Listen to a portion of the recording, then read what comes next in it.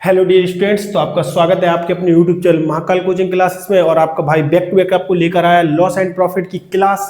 और आज मैं लेकर आया हूं कि किसी वस्तु को अगर 2 बार बेचा जाता है तो हमें किस प्रकार से उसका विक्रय मूल्य निकालना है दूसरी बार का, वो भी शानदार तरीके से।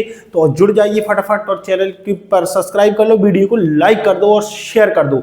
अब मैं बताने वाला हूँ आपको चुटकियों में ये निकालना। देखिए पहले फटाफट सवाल पढ़ लीजिएगा, मैं हो जाता हूँ साइड। एक घोड़े को 20,000 रुपए में खरीदा गया है। भाई साहब, एक घोड़े को 20,000 रुपए में खरीदा गया है और 20% लाभ पर बेच दिया है। घोड़े को 20,000 में खरीद लिया, अब बेच दिया, लेकिन उसके मन में क्या आया, एक ख्याल आया, शायद मैं उसे 40% के लाभ पर बेचता। कितने प्रतिशत?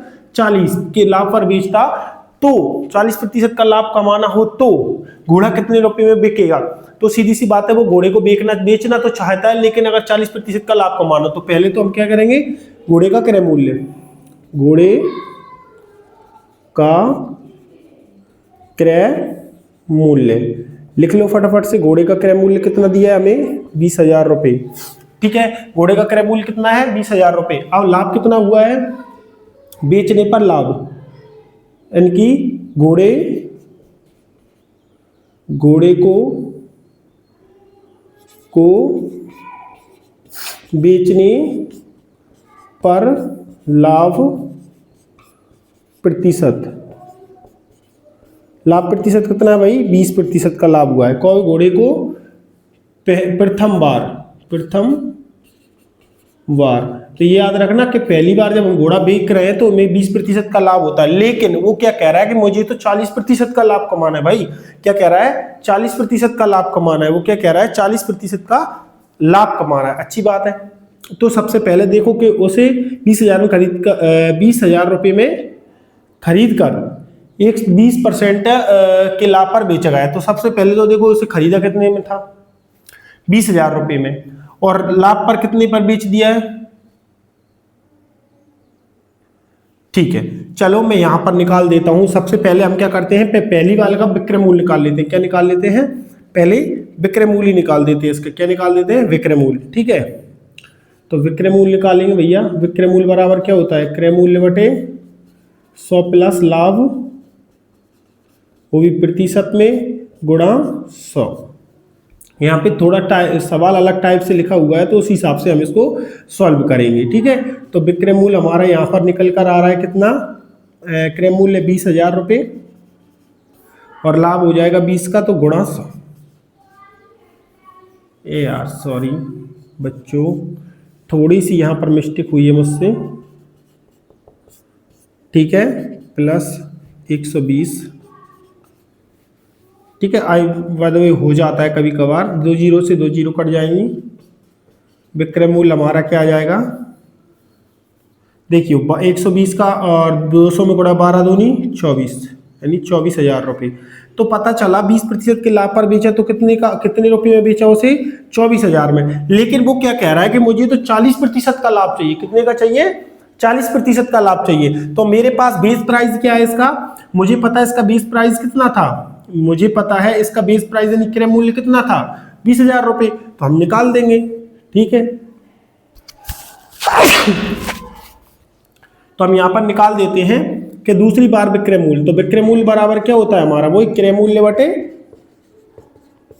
100 गुणा 40% लाभ कमाना चाहता है। 20 में तो उसने बेचा 24,000 में, लेकिन उसके मन में लालच आया कि मुझे इसे बेचना है कितने में? 40% पे। तो हम क्या करेंगे, यहाँ प्लस 40, यानी कि क्या होगा हमारा फॉर्मूला? वही जो हमने यहाँ लगाया है कि 100 प्लस 40 है ना, 100 प्लस 40। ठीक है, तो 140, 2 जीरो से, सॉरी मैं फॉर्मूला लिख रहा हूँ यहाँ पर, थोड़ी जल्दबाजी में सवाल में मिस्टेक कर दे रहा हूँ, है ना, प्लस 40%। तो ये हमारा आ जाएगा विक्रय मूल्य का। क्रय मूल्य हमारा था 20,000 बटे 100 गुणा 140, 2 जीरो से 2 जीरो, 200 गुणा 140 विक्रय मूल्य। तो ये हमारा 14 दूनी 28 और 3 जीरो, यानी कि वो अगर उसे दोबारा से बेचना चाहता है तो 2800 रुपये में, 40% का अगर लाभ उसे कमाना है तो उसे कितने में बेचना होगा? 28,000 रुपये में बेचना होगा। क्या समझ में आया? चलिए फटाफट नोट डाउन करिए इसे, है ना।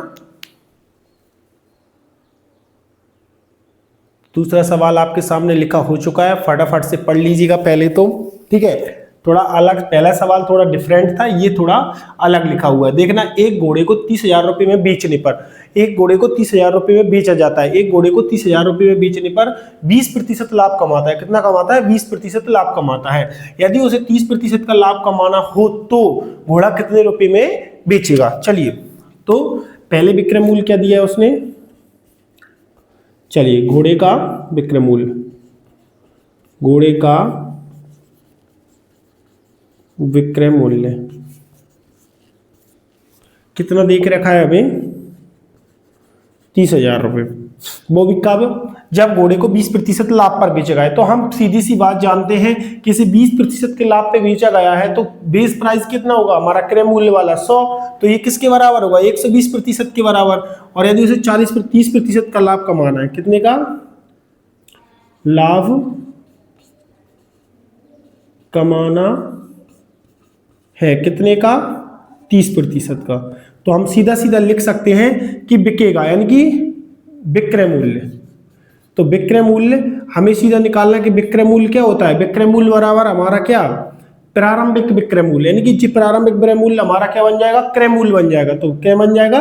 जो पहले जो विक्रय मूल्य दिया है वो हमारा क्या बन जाएगा? क्रय मूल्य। और उसके साथ उसका बेस प्राइस क्या होगा? 20, यानी कि 120। तो चलिए, विक्रय मूल्य हम यहाँ पर लिख सकते हैं कि विक्रय मूल्य बराबर, फटाफट देखते चलिए, ध्यान से समझना, यहाँ पे गलती मत करना। तो समझ में आ रहा है ना कि देखिए यहाँ पर जो विक्रय मूल्य है ये पहली बार का विक्रय मूल्य, मैं यहाँ पर बहुत अच्छे से तुम्हें एक बार और लिख के समझा देता हूँ। देखिए कि हमें पता है पहली बार का विक्रय मूल्य, क्या विक्रय मूल्य कितना है? 30,000 रुपए, ठीक है। तो हमें पता है विक्रय मूल्य 30,000 रुपए है। हमें क्या निकालना है? दूसरी बार का विक्रय मूल्य निकालना है। दूसरी बार का विक्रय मूल्य हमें निकालना है। तो क्या होता है? फॉर्मूला क्या होता है? देखो, दूसरी बार का विक्रय, अरे भैया, विक्रय मूल्य बराबर, पहला सवाल है ये, मैं इसीलिए समझा रहा हूं, क्या पहली बार का विक्रय मूल्य बटे 100 प्लस क्या? पहली बार का जो लाभ या हानि होगी वो, प्लस लाभ, और इनटू में 100 प्लस दूसरी बार का लाभ या हानि। ये पहली बार का लाभ यानी नीचे और दूसरी बार का लाभ यानी ऊपर, प्लस लाभ, क्योंकि लाभ हो रहा है यहाँ पे। यहाँ लिखना है दूसरी बार का, कौन सा? दूसरी बार का, और यहां लिखना है पहली बार का। क्या लिखना है? पहली बार का। ये समझ में आ गया क्या सभी को? ये फॉर्मूला है, इससे आप बड़ी आसानी से सवाल को कर पाओगे। ये समझ में आया क्या यहाँ पर? चलिए, तो हम यहाँ पे इसको यहाँ पे लिख देते हैं कि दूसरी बार का विक्रय मूल्य बराबर, पहली बार का विक्रय मूल्य कितना था? 30,000 बटे कितना? 100, प्लस में कितना होगा? 20, ठीक है। दूसरी बार का कितना है? 100 प्लस 30, ठीक है। सभी को दिख रहा है? दिख रहा है क्या? नीचे और लिख दूं, हाँ या ना? ठीक है, दिख रहा है ना। इसको देखो, यहां पर दूसरी बार का विक्रय मूल्य बराबर 30,000 बटे 120 गुणा 130, एक जीरो से एक जीरो कट गया, 3 एकम 3, 3 चौके 12, और 4 से काटेंगे तो ये 4 एकम 4, 4 दूनी 8, 4 पंचे 20, यानी यहाँ तक कट गया 2 जीरो।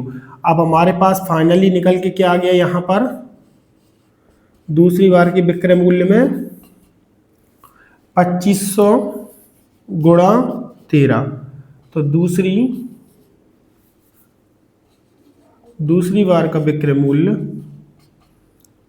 00, 13 पंजे 65, 5 और 13 दूनी 26, 26 और 6 32, कितना आ गया भैया? दूसरी बार का विक्रय मूल्य 32,500 रुपये आ गया है। क्या आ गया है? 32,500 रुपये आ गया है। आई होप आप सभी को समझ में आया होगा। तो फटाफट देख लें और नोट डाउन कर लें। तो एक सवाल और मैंने यहाँ पर जो लिखा है इसका आंसर तुम्हें अपने होमवर्क के रूप में, और तुम्हें अपने कॉपी पे सॉल्व करके मुझे इसका आंसर कमेंट करना है वीडियो के लास्ट में कि सर हमको ये सवाल समझ में आ गया, और इसका आंसर मुझे कमेंट करना है कि ये घोड़े को 17,000 में बेचने पर 40% का लाभ होता है, तो यदि उसे 50% का लाभ कमाना हो तो वो घोड़ा कितने रुपए में बिकेगा। इसका कमेंट में तुम्हें आंसर देना है। ठीक है, मिलते हैं अगली वीडियो के साथ, और इसकी शॉर्ट ट्रिक्स की वीडियो भी मैं तुम्हें अपलोड कर दूंगा जल्दी से जल्दी।